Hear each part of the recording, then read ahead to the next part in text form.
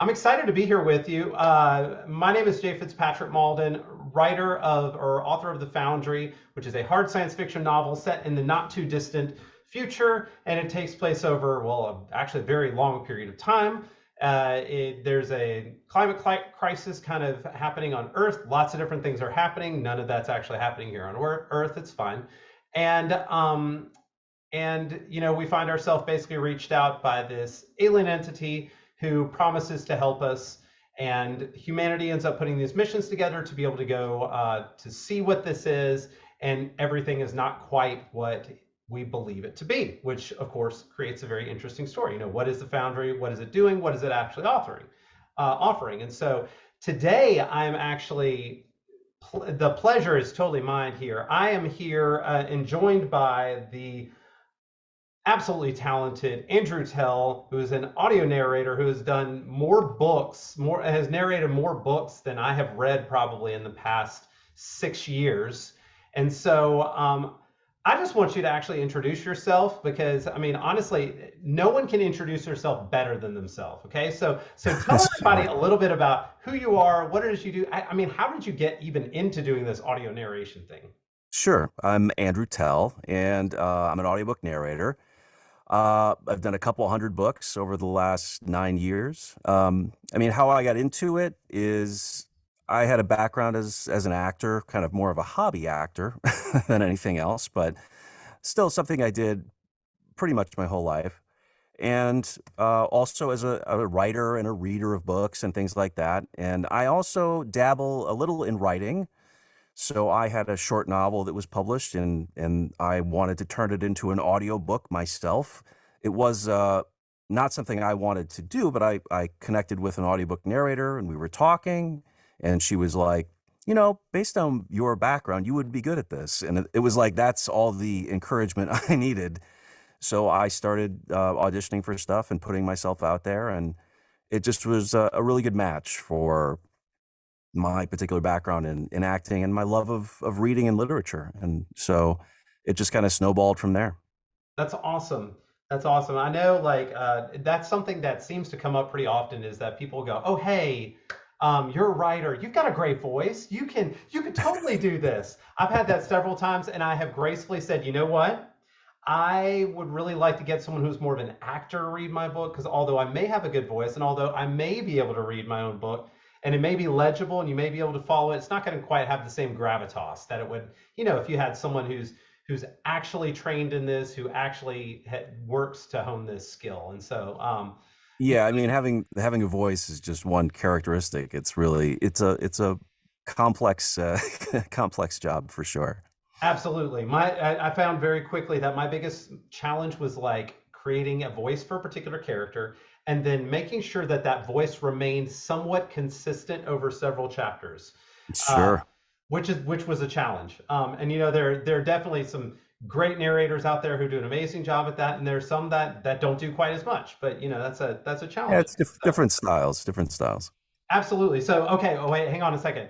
You mentioned you were also a writer. Is there anything you Yes. want to plug in there, or do you want to bury that to the depths of never to No, be I mean again? it was a long time ago, and I gotta Okay. wait. I'll wait till the next novel is ready. My drawer is filling up with Okay. All right. All unpublished right. All right. manuscripts. That's good. We'll be But back thank for you. sure. Okay. Okay. So science fiction in general, I just wanted to kind of put out there, like what this project. We spoke about it, and you found it interesting enough, at least to have a conversation about it. And so tell me, as far as science fiction, I mean, what is your favorite story? I mean, do you have a favorite? Is there anything recent, old? I mean, I really don't care what it is. I mean, like what really Yeah. gets you? I mean, I love science fiction. I'm just always been very, very interested in it from when I was a teenager reading Fred Saberhagen's Berserker series, all Mhm. this old stuff from the 80s. I think my all-time favorite is probably, I'm going to be go with the crowd. I'd say The Hitchhiker's Guide to the Galaxy Oh, is that's a really good one. in Oh, my heart forever. hang on. I've got a special Oh, edition right here that's like wow, it's that's all the beautiful. books. So trust me, I feel you, man. I feel you. More recently, I mean, like Adrian Tchaikovsky, Children of Time, and that whole Mm. series was great. And Murderbot Diaries, Martha Wells series, those are incredibly entertaining books and surprising just to kind of read and enjoy. So yeah, Absolutely. I'm all over the place. I could name a dozen more, but That's a great list. Adrian Tchaikovsky is on my bedside table. Is my next to read. What mm, shards of? I'm sorry. Shards of Earth. Yeah, Yeah. thank you. And then actually, it's funny. Murderbot Diaries is right over my head too. So that's been pretty Murderbot sweet as well. Diaries. So great. So Very entertaining. unexpected. Like I was like, I'm not Yeah. sure what to think about this story, but I kind of like it. Like, how It's many the TV shows are we going to watch inside of our head while we're yeah, killing the protagonist who doesn't aliens? want to be there is great. Yeah. That was really good, and I kind of expected. I mean, I thought I don't know that it was just about a machine, but then it's like kind of like an android thing. Anyway, Yeah, it was totally fantastic. unique.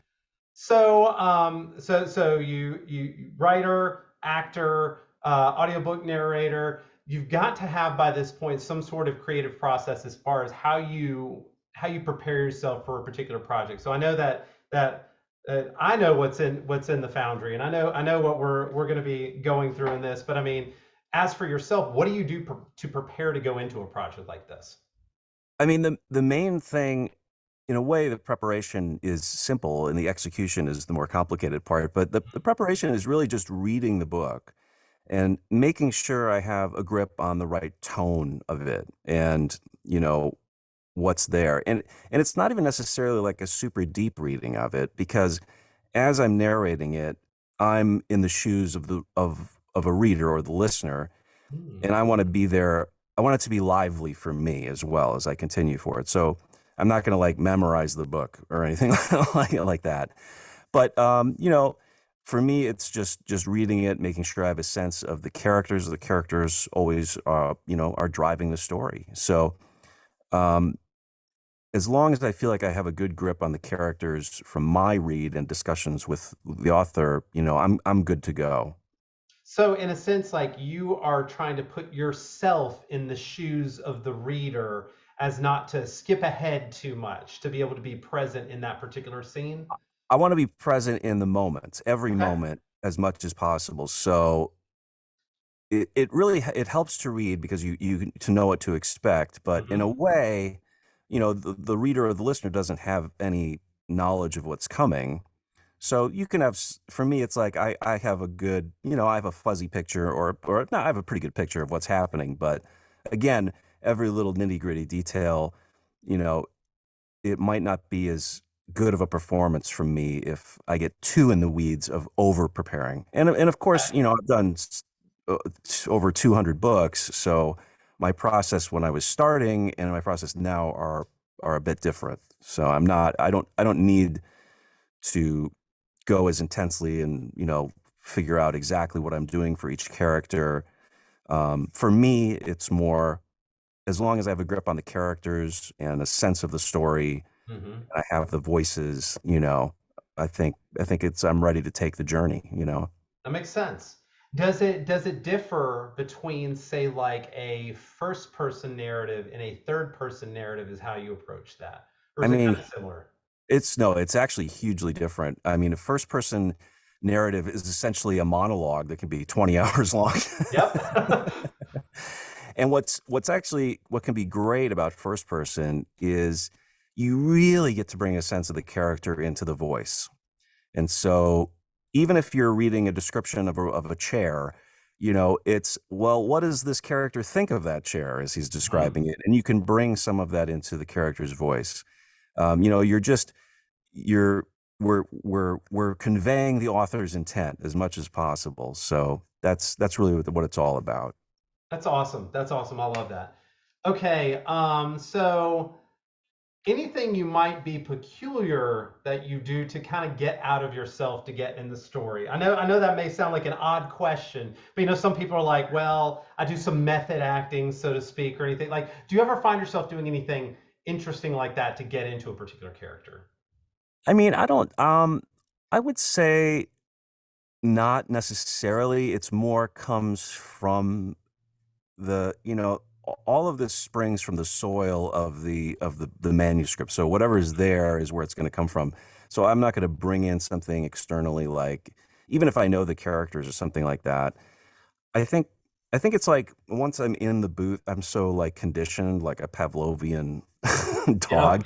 If I'm in this space in my booth, which I am right now, it's like my focus just narrows to, sentence by sentence, paragraph by paragraph.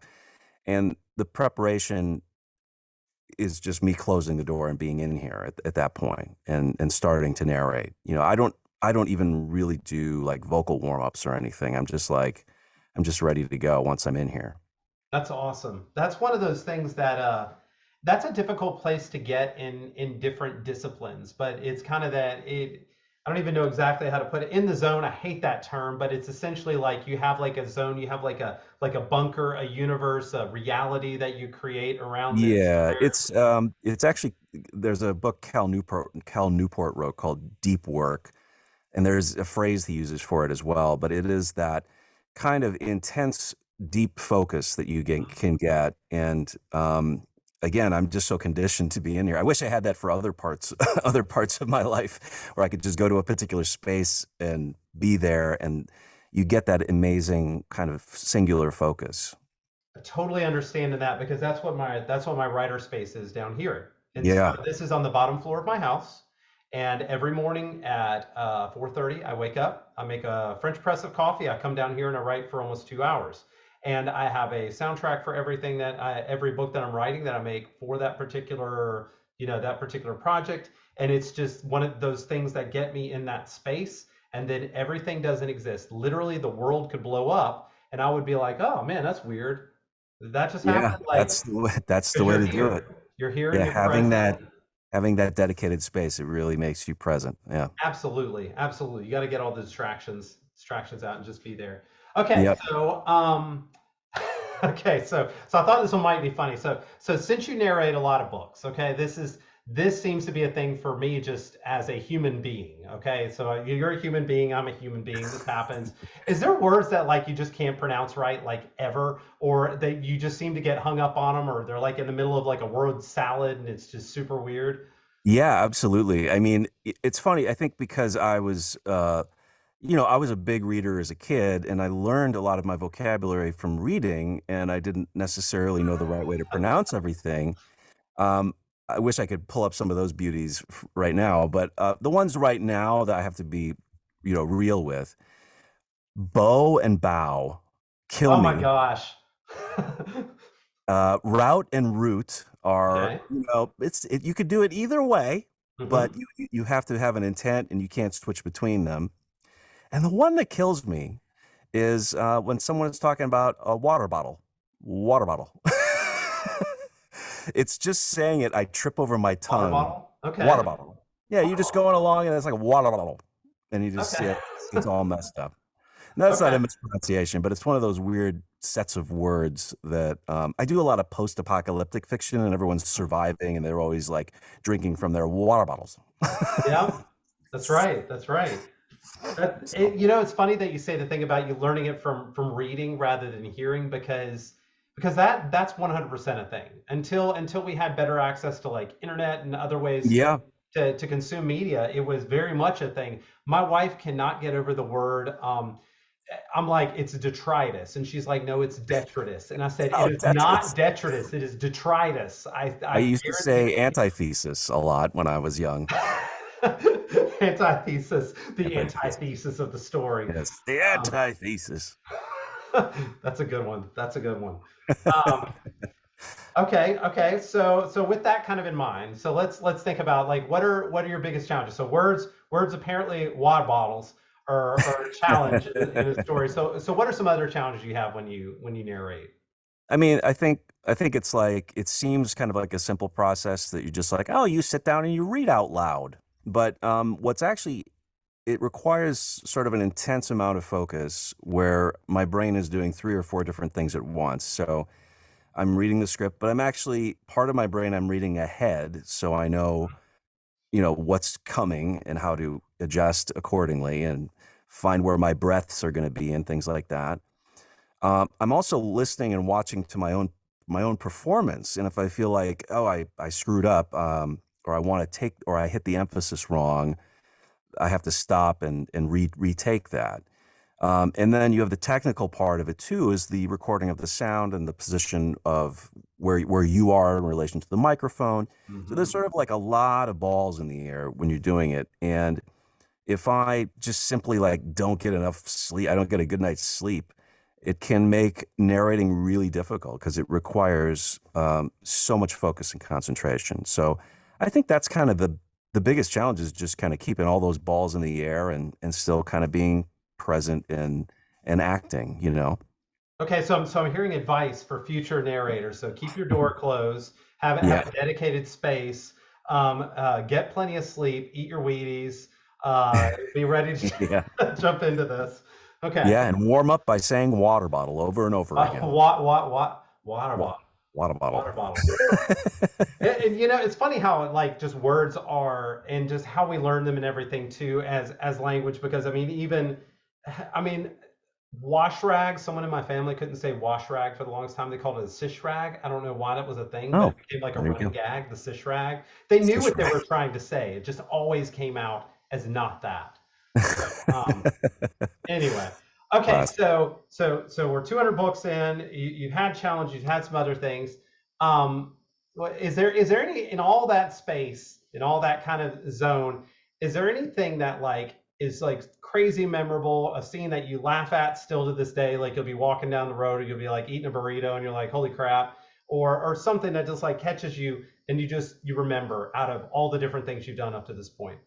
Yeah, absolutely. I mean, there's probably a few, but one in particular I remember was a really challenging sci-fi book called The Measurements of Decay Hmm. by K.K. Eden. And it was a incredibly challenging, thick, philosophical sci-fi, eon spanning giant tome. And one point there was a 3-page unbroken monologue with no um I don't think there were any periods. I don't think there was any. It was like one super long rant by Okay. the main character or one of the main characters. And doing that was like really, really, really challenging.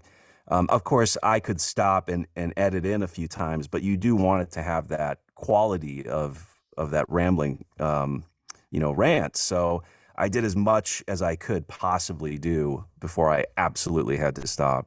So here's a bigger question because now I'm like curious about this. A three-page monologue, did it serve the story in that particular scene? Did it fit within the context of everything? I mean, yeah, like I actually, it's a funny book because it's one of these books that like left something with me, and it really was Oh. like a deep, intense experience, and for me, kind of meaningful. And the book hasn't had a lot of commercial success, and I think it's kind of a difficult book because there's a lot of like pain in it. I guess you could say Mhm. characters going through difficult things, and it's a little intense with with the philosophy. But I think about that book a lot, and that was had to be 5 or 6 years ago. So, and I Wow. still think about it sometimes. That's interesting. I'll tell you a book in that same space that has a very interesting what's it called? They use an interesting narrative device, and I'm nervous to get it. Is I don't know. Have you heard of the whole Lock Tomb, like Gideon the Ninth and all that series? Yeah, I was going to mention Gideon the Ninth as one of the more interesting sci-fi books I read this year or Well, there you last year. go. There you go. Well, the second book in the series is told in second person.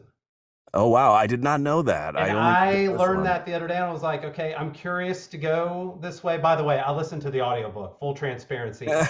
And Moira, I cannot remember her last name, was amazing. Moira Quirk, maybe, Maybe that maybe that's I that don't sounds know. possible. That's a Moira I know in the audiobook world. Maybe not But her. the second book is in second person, so it's like you That's walked into wild. the room, you saw this, and I'm amazed. I'm very curious how that's going to play out. I'm That's gonna have to look at that one because that's challenging to sustain for a long period of time. right. I mean, I've read some short stories that are in second person, but Yeah, I've you could never do it read. in a short story. So, but God, I mean, that's great. Good And for it is a normal form, like 150,000 ish that's words, I wild. would guess. Just I guessing. mean, her writing was very like challenging my expectations as it went in the first book. So there you go. The She's in a level of very prose just blows my mind in half. So Cameron something or other. Yeah, she was incredible. Really good writer. So, all right, we had an elective question. If you would like to take it or not, if we'd like to go Sure. down a road of no return potentially, and it's an existential crisis I was worrying about even walking into this. So you can elect Uh-oh. to do this, you can elect not to. So we're going into an interesting space as a species, even. And it's funny because like a lot of what the Foundry is actually even about is about our choices as species. The way that I frame up kind of humanity in the story is that we're children, and we're growing up and we're learning what that means, and we may or may not make it as a result. And so there's all kinds of existential threats, true or otherwise. I mean, some people frame some things up as being real or not, but I mean, it's this whole conversation that's going around about AI. I mean, even a couple days ago, that or yesterday even, it was that big 60 minutes thing with like the black box, and like one of the AIs learned a language that it wasn't taught. So Yeah. you could look at that in a lot of different ways. So aside from all the world-ending sides of this, what Mm. what does that look like for us? I I mean, mean, are that's we going to be relevant it's an or? incredibly good question, and there's a lot of talk in the narrator community about this because of these synthesized voices that are coming out and Mhm. cloned voices in particular. And some narrators have even sold their voices for a lot of dough. Oh, Yeah, I didn't know that. it's a hot topic, and my union, the actors union, is very interested in what's going on. I think your question is, are our days numbered? I say yes, our days are numbered, but I think that the last number is pretty large still. Okay. Like the stuff, like if you listen to some of the really good AI voices narrating fiction, um, it sort of sounds good on the surface, but like the emphasis is wrong, the intents are Mhm. wrong, the characters are wrong. It just doesn't quite work. Maybe if you're cramming for a test and you really got to listen to The Great Gatsby at 3 times speed, it would be passable. But for the most part, it's not quite there yet. But I mean, I was watching a YouTube video today from these AI ethicists, and it's in a way very scary because it's so exponential. It's changing exponentially. I was thinking to myself, it's almost like we've just been handed the next iPhone. Think how much these iPhones have changed our lives. AI is the next like thing like that times 100. Yep. And it's going to be exponentially changing everything. And I mean, there's already books. There was a Clark's World shut down submission. They were not letting any new submissions. Clark's World is a Yep. I heard about sci-fi that. Yeah. magazine because they were getting so many AI generated short stories. So, right there is, problematic for you for sure, for sure. And Well, I just think about data in, data out. So they build these. It's all based on models, yeah, and at the same time, I want to believe that there will always be a place for human creativity, and that its imperfection is actually its perfection.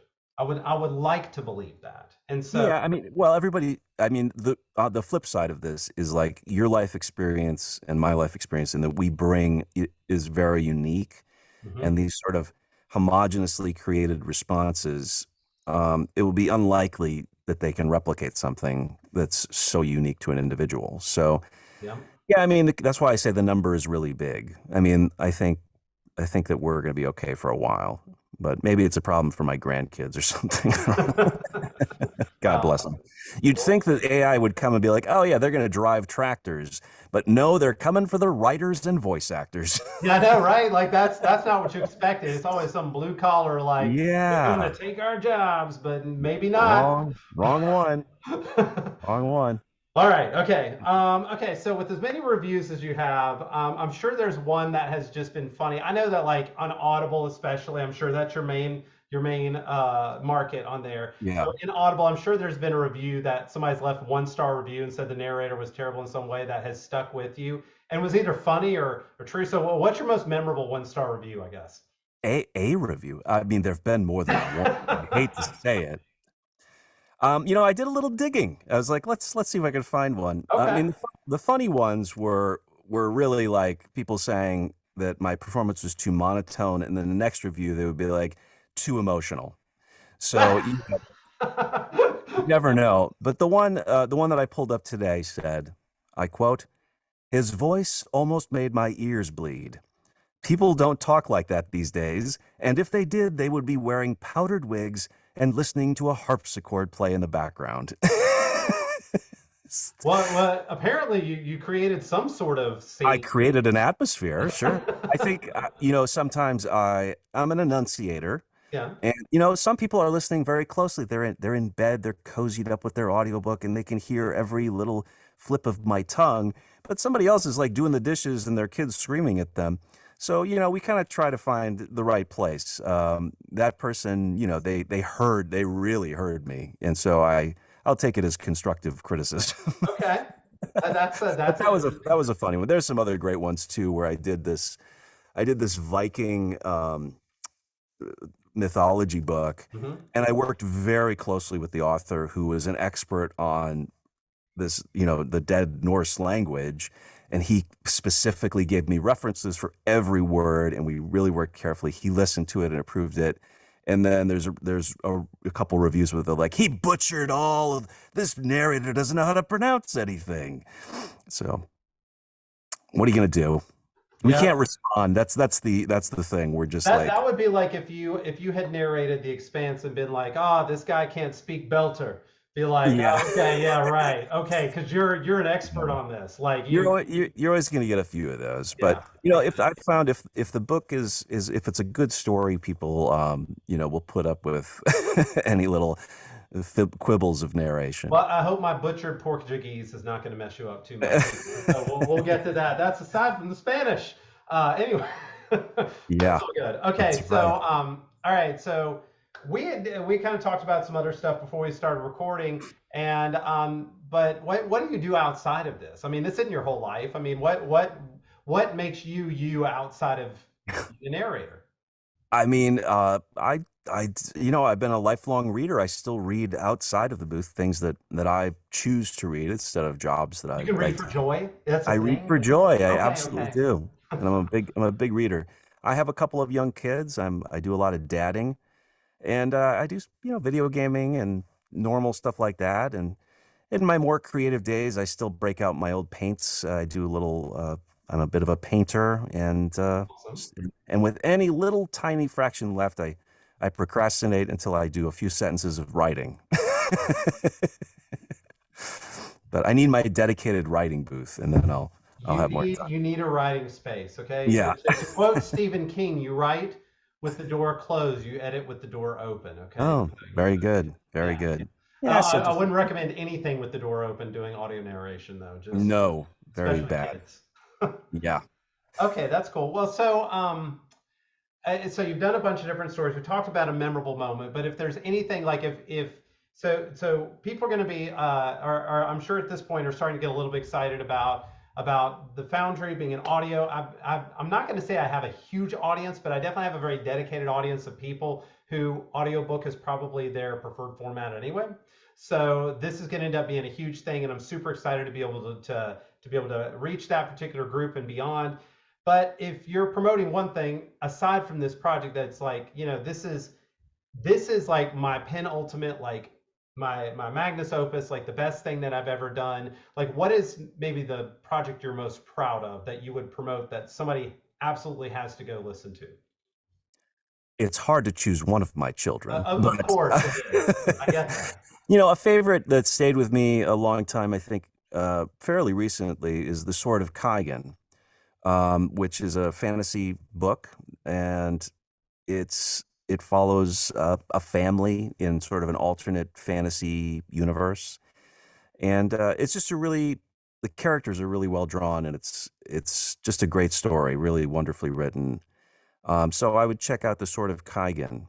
Or if you want something just kind of funny and you like lit RPG, which is a whole thing Hmm. these days, there's a very funny series called that starts with the book "This Quest is Broken," and it's from this trilogy is broken. There are four books, That's very meta. I and like it's that. very funny. It's a very entertaining series that I was very happy to do. I actually, when I say I used to do a lot of acting, it was a lot of comedic acting. So it's I get really excited when I get to do more of a comedy, like more humor, like This Quest is Broken and stuff like that. So that was a lot of fun. But sort of Kaigen, like that was like I'm definitely proud and happy with how that turned out. Well, I love it. That's definitely a couple that I will add to my personal TBR or to be listened to. I don't know TBLs. that TBLs. I'll tell you that is a hard thing. So speaking of the comedic aspect of it, that is a very hard thing to find. Like comedy's not really a genre in books, so to speak, and especially No. like genre comedy. Is that comedy is a genre, but I would say there's genre comedy, and Well, so there are genre comedies there's like Orconomics, and I mean it's funny because you find them more in independent books. It's like mhm. you have Terry Pratchett kind of keeping Yeah, us keeping us anchored with his 100 books or whatever, like so many books. And then like there's no not enough. I wish there were more people doing that these days. But absolutely. there are indies like I said, the Orconomics series, this JP Valentine series that I did. I'm sure there's many others. But that is, yeah, I think you're right. They're predominantly I find them in fantasy. We need some more funny Yep. science fiction, I think. Hard Luck Hank is a great one if you haven't. It Oh, is okay. it is dumb and wonderful and awesome. It is I've heard nothing of it. about that series should be taken seriously by any means, and the narrator leans into that 100%. It's like I opened the front door and there was a dead body outside. What was I going to do about this? Like that's how a book starts. I don't know. It's Yeah. just very funny. Um, Yeah, there's been a lot of great stuff in that space. I mean, yeah, so it's it's great. underserved. I'm going into the hard hitting, hard science fiction, partly philosophical, partly deep aspect. Maybe I need to go back and write some comedy science fiction. Maybe that's the right thing to do. So Yeah, well, we'll see how this goes, and then we'll. No, this that's is a great. right. I'm very excited to see it happen and come into audio. Absolutely. Same here. Well, we appreciate you spending a little bit of time with us. There, my Southern came out, spending. That just came out of nowhere. Spending a little bit of time with you, so I can enunciate this a Oh, little let me bit get my more. harpsichord and That's powdered right. wig. Ding, ding, ding, ding, ding, ding, ding, ding, ding, ding, ding, ding.